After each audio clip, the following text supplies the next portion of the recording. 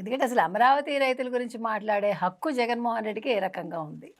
అన్ని నెలలు, అన్ని రోజులు వాళ్ళు ఉద్యమం చేశాక, వాళ్ళని పట్టించుకోకుండా మహిళల గుండెల మీద తన్నించి, మహిళల్ని చీర పట్టుకు లాగించి, మహిళల్ని రోడ్డుకి ఈడ్చిన జగన్మోహన్ రెడ్డి, ఇవాళ అమరావతి రైతుల గురించి మాట్లాడడం అనేది చాలా హాస్యాస్పదం. కాబట్టి జగన్మోహన్ రెడ్డి రైతుల గురించి మాట్లాడుతున్నాడండి అంటే, అది మనం వింతగా చూడాలి.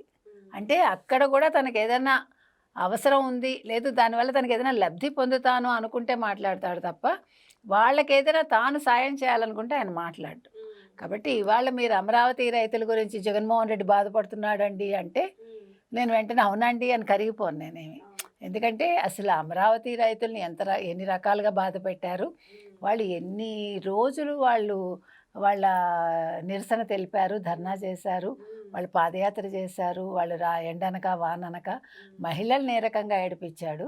కాబట్టి ఇవాళ వాళ్ళ గురించి మాట్లాడే హక్కు జగన్మోహన్ రెడ్డికి ఏ కోశానా లేదు.